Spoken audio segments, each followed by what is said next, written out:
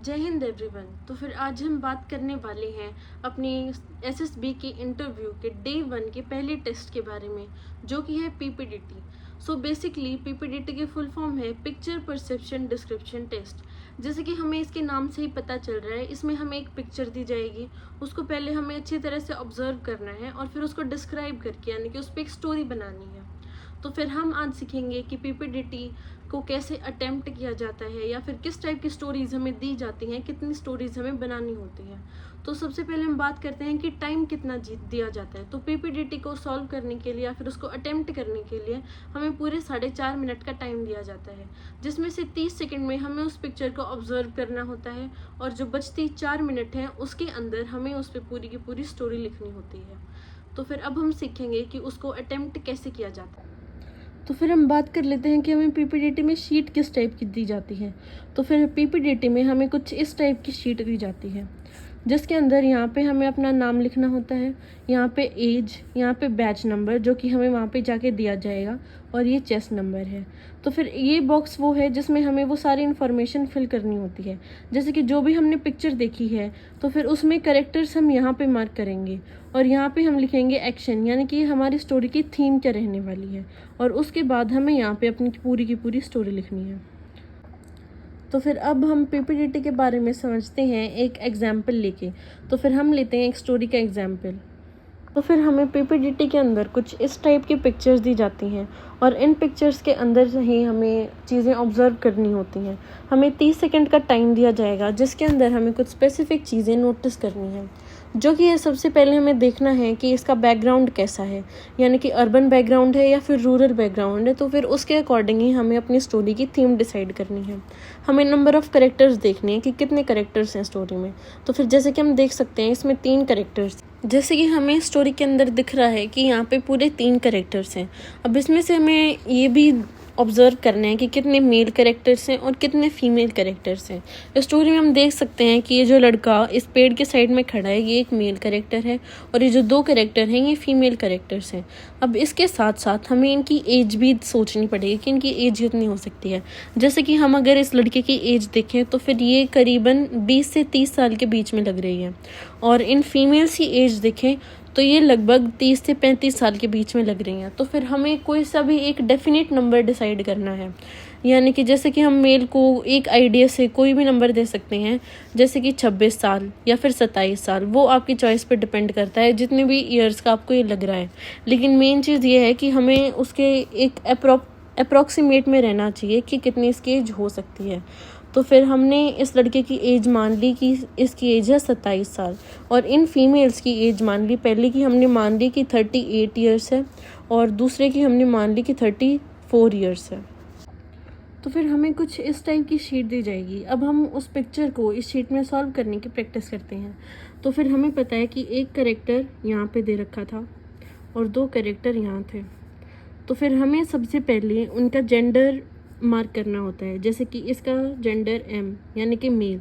तो फिर मेल के लिए हम सिर्फ एम लिखेंगे और कोई वर्ड नहीं लिखना है, और इनके लिए एफ लिखेंगे फीमेल।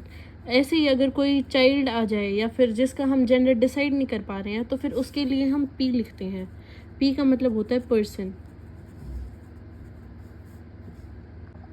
अब उनके जेंडर के जस्ट नीचे हमें उनकी एज लिखनी है।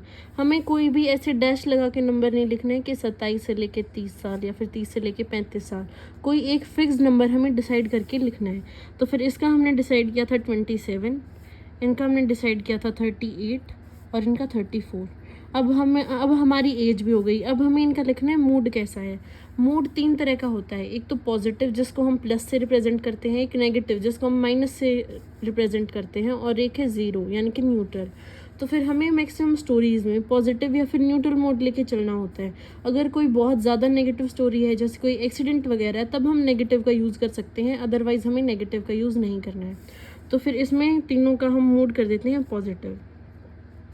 अब इसमें से हमें कोई भी एक मेन कैरेक्टर डिसाइड करना है जिस पे हम स्टोरी बनाएंगे। आपका मेन कैरेक्टर फीमेल भी हो सकती है और मेल भी हो सकता है, लेकिन हम इस स्टोरी में मेल को लेके चलेंगे एज द मेन कैरेक्टर। तो जो मेन कैरेक्टर है उसको हमें सर्कल कर देना है। तो फिर जैसे कि मैंने स्टोरी कुछ इस टाइप की लिखी है, एक्शन या फिर जो थीम है वो हमें मैक्सिमम 1 या फिर 2 लाइन के अंदर अंदर फिनिश करनी होती है, उसके बाद हमें जो मेन कैरेक्टर है सिर्फ उसका नाम रखना है और किसी का नाम हमें उस स्टोरी के अंदर डिफाइन नहीं करना है। तो फिर हमने जो मेन कैरेक्टर है उसका नाम लिख दिया, उसकी एज लिख दी, और उसके साथ साथ उसको एक कोई भी रोल देना होता है या फिर कोई भी पोस्ट देनी होती है। जैसे कि हमने स्टोरी में इंडस्ट्रियलिस्ट दिया है, तो फिर इसी टाइप में आप उसको कुछ भी दे सकते हैं। तो फिर अब हम बात करते हैं कि स्टोरी के अंदर हमें कुछ एफ़र्ट्स दिखाने होते हैं जो उस मेन कैरेक्टर ने किए हैं। तो फिर उन एफ़र्ट्स में हम कुछ भी डाल सकते हैं अपने अकॉर्डिंग, या फिर जैसे आपको स्टोरी को जैसे आप परसीव कर रहे हो वो आपकी साइकोलॉजी को शो करता है। जैसे कि मैंने इसमें स्टोरी बनाई है एक इंडस्ट्री को ओपन करने के लिए जो एक हाउस होल्ड इंडस्ट्री है। और हमेशा एक चीज़ को ध्यान रखना, चाहे वो हमें पिक्चर नेगेटिव भी दे रखी हो तो भी हमें उसका आउटकम यानी कि जो लास्ट में उसका रिज़ल्ट है वो हमेशा पॉजिटिव निकालना होता है। तो फिर यही थी हमारी पीपीडीटी। ऐसे ही और भी पिक्चर्स हम प्रैक्टिस करते रहेंगे। अब हमने पीपीडीटी की स्टोरी तो लिख ली है, लेकिन लिखने के बाद हमें उसे अपने ग्रुप के सामने और जो जीटीओ होता है उसके सामने उसे नरेट करना होता है। तो फिर अब हम सीखेंगे कि हम स्टोरी को नरेट कैसे कर सकते हैं, और उसके लिए हमें स्टार्टिंग में कौन सी लाइंस ऐड करनी होती हैं, और उसके बाद कैसे हमें अपनी स्टोरी को सभी के सामने नरेट करना होता है। तो फिर ये कुछ लाइन हैं जो हमें अपनी नरेशन में स्टार्टिंग में ऐड करनी होती हैं। अब मैं आपको ये सारा एक एग्जांपल से समझाती हूँ। मैं अपनी स्टोरी आपको नरेट करके दिखाती हूँ। In the picture shown to us, I have perceived one male character and two female characters. Their age group varies from 27 to 38, and they all are in positive mood. And my story goes like this. Rahul, a 27-year-old industrialist, came to his village and made a household industry for women. He wanted to make the women of village self-dependent, so he opened a household industry. He helped the women in making pickles, papads, aam papads, etc. He also tried to engage more and more women in his work. Then he sold those products and earned a lot of profit. Then he split the profit among them all. They all became happy and thanked him for helping them. He also felt very proud and happy from this. तो फिर इस तरीके से हमें अपनी story को narrate करना है। ऐसे ही जितने भी हमारे ग्रुप के मेंबर्स हैं वो सारे अपनी अपनी स्टोरीज़ को नरेट करेंगे, और उसमें से हमें एक कॉमन स्टोरी बनानी होती है जो कि हम बनाते हैं ग्रुप डिस्कशन के बाद। तो फिर ये हमने देखी कि हम पीपीडीटी में कैसे स्टोरीज़ को लिख सकते हैं और कैसे हमें उसको नरेट करना होता है।